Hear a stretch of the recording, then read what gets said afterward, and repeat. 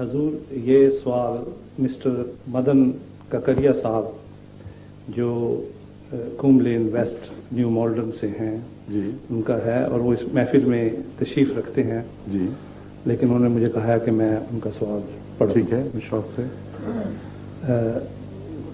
ان کا سوال ہے کہ ہم ہندو بھی خدا کو مانتے ہیں، ٹھیک ہے اور اسے اوم کہتے ہیں۔ جی ہمارے عقیدے کے مطابق اوم سب سے پہلا خدا کا نام ہے۔ اس کے بعد ہم ہندو اوتاروں یعنی میسنجرز آف گاڈ کو مانتے ہیں۔ جی ہندو اکثریت اوم کی عبادت ان اوتار کی وساطت سے کرتی ہے۔ بعض آگ کی پوجا بھی کرتے ہیں، اور یہ طریق پرستش توجہ یعنی کانسنٹریشن کو قائم رکھنے کے لیے ہے۔ توحید پرستی، اوم پرستی باوساطت اوتار۔ Is it true that Hindu believe in one God and use idols as a means of medium or image where they can concentrate in the worship of Om? Is this method all right for concentration? کیا یہ طریق عبادت توجہ کو قائم کرنے کے لیے درست ہے؟ میرے نزدیک یہ محض نفس کا دھوکہ ہے، اور سوال کرنے والے اگر خود اپنے نفس میں ڈوب کے دیکھیں تو ان کو معلوم ہوگا کہ اوم تو کہیں اوپر کہیں موجود ہے۔ جو مانگا جاتا ہے وہ دولت ہو تو لکشمی دیوی سے مانگی جاتی ہے، بیٹے لینے ہو تو ایک اور خدا سے مانگے جاتے ہیں، اور ہر چیز کے لیے دیوی دیوتا بن چکے ہیں۔ جب توجہ اس کی طرف مرکوز کرتے ہیں تو دو غلطیاں پیدا ہوتی ہیں۔ اول یہ کہ وہ دیوی بھی نظر نہیں آ رہی،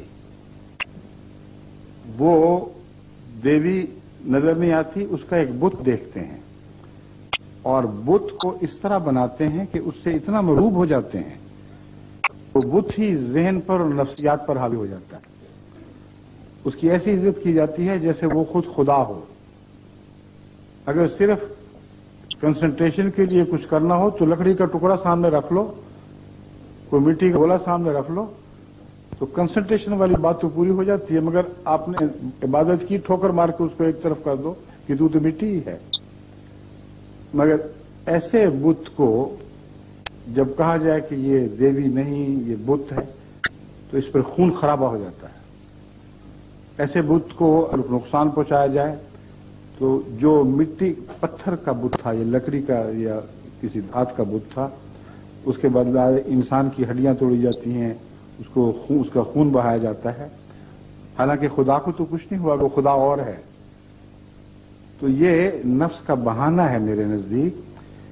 اگر بہانہ نہیں تو نفس کا دھوکہ ہے، ایک نفسیاتی سایہ پڑ جاتا ہے ایسے لوگوں کے دل پر۔ کہتے تو یہ ہیں کہ ہم نے ان کو ذریعہ بنایا ہے، مگر توجہ الا ماشاء اللہ، یعنی میں ہر ایک کے متعلق تو نہیں جانتا، مگر عمومی فتویٰ یہی ہے۔ میں ایسے ماحول میں پیدا ہوں جہاں میرے چاروں طرف ہندو بستے تھے، ہمارے گھر کے سامنے ہمسائے میں ہندو رہتے تھے۔ وہ پیپل کی جب پوجا کرتے تھے تو خدا کی نہیں کیا کرتے تھے، پیپل ہی کی پوجا کرتے تھے۔ بت سامنے رکھتے تھے تو اس بت ہی کو وہ اہمیت دیتے تھے۔ اس لیے یہ کہانیاں بھی وہ ملیں گی کہ بت نے دودھ پی لیا، بت نے آنکھیں کھولی، بت نے حرکت کی۔ یہ جو قصے بتوں کے گرد گھڑے گئے ہیں، یہ ظاہر کرنے کے لیے گھڑے گئے ہیں کہ خود یہ اپنی ذات میں خدائی صفات رکھتے ہیں۔ اس لیے یہ شرک ہی شرک ہے۔ توجہ کا ایسا انتشار اپنی ذات میں خدا کی طرف توجہ قائم کر لیے کے لیے نہیں، بلکہ توجہ ہٹانے کے لیے ہے۔ اس لیے آخری خدا کے تصور سے کچھ نہیں مانگا جاتا، ان جھوٹے مصنوعی تصورات سے مانگا جاتا ہے۔ اب یہ بات دوسرے پہلو سے بھی غلط ہے، میں نے کہا تھا دو نقص ہیں اس میں۔ اول یہ کہ جن کو یہ دیوی دیوتا کہتے ہیں ان کو فی ذات ہی خدا کے ساتھ ہمیشہ سے موجود بتاتے ہیں۔ میں نے वेदों का भी सारा तो नहीं मगर किसी हद तक मुतालिया किया है। भगवद गीता तो मैं बहुत ही मद्दाह हूं, अजीमुशान किताब है, उसका भी मुतालिया किया है। मैं आपको बताता हूं, असल अकीदा यह है कि जिस तरह खुदा हमेशा से है यानी ओम, उसी तरह उसको इंद्र भी कहते हैं, बाज परमात्मा भी कहते हैं, मगर उसके साथ हम मसलन ब्रह्म भी कहते हैं, उसके साथ और भी हैं, वो सब के सब हमेशा से हैं। बड़े खुदा ने इन खुदाओं को पैदा नहीं किया, बल्कि ये खुदा हमेशा से खुदाई में उसके शरीक चले आ रहे हैं। हाँ, स्पेशलिस्ट्स हैं। बाज के कब्जे में हवा है, बाज के कब्जे में पानी है, बाज के कब्जे में मिट्टी है, बाज के कब्जे में अशजार हैं या रूहें हैं। इसलिए जब वो हमेशा से हुए तो खुदा के शरीक हुए, खुदा के बंदे कैसे हो गए? बल्कि अगला नुकसान ये है, जिसकी वजह से हम हिंदुइज्म को एक मुशरिकाना मजहब कहते हैं, इसलिए नहीं कि इनके अकीदे के खिलाफ दिल आजारी करते हैं, बल्कि उनके अकीदे को समझकर उनकी कुतुब के हवाले से वो बात कहते हैं जो दरअसल हिंदुइज्म की रूह है। वो ये है कि खुदा तो रूहों का पैदा करने वाला भी नहीं है, खुदा तो मादे का पैदा करने वाला भी नहीं है। उसके अंदर इब्तदान कोई चीज पैदा करने की कोई सलाहियत नहीं है।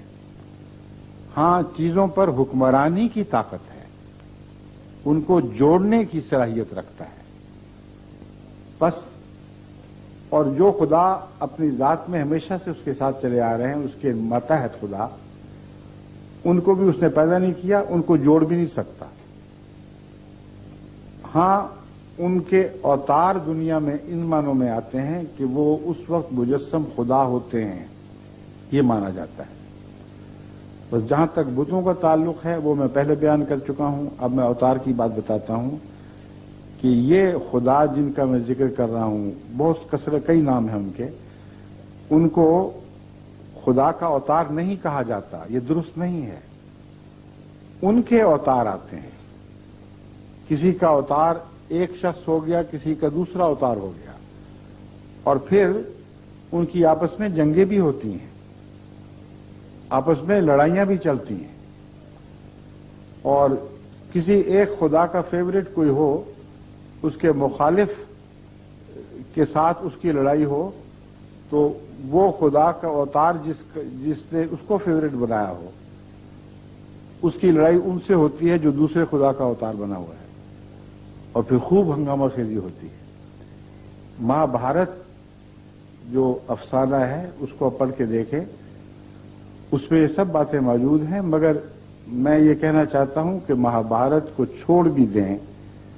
जहां तक मैंने हिंदू दोस्तों से बातें की हैं, लंबे अरसे से मेरी उनसे गुफ्तगू रही है, जो मैं अकीदा ये बयान कर रहा हूं, यही अकीदा है सबका कि किसी खुदा ने कोई खुदा पैदा नहीं किया। वो एक खुदा जो है उसके शरीक हैं सब, और उनके आगे मज़ाहिर है। सूरज का जो खुदा है वो भी एक चार बुनियादी खुदाओं में से एक है। सूरज उसका मजहर है, मगर वो खुदा का मजहर नहीं है, वो अपनी जात में खुदा है। इसलिए मैं बड़ी माजरत के साथ साहिल से गुजारिश करता हूं कि हिंदुइज्म का मुतालिया इस नजर से करके देखें तो आप मेरी तमाम बातों को सच्चा पाएंगे।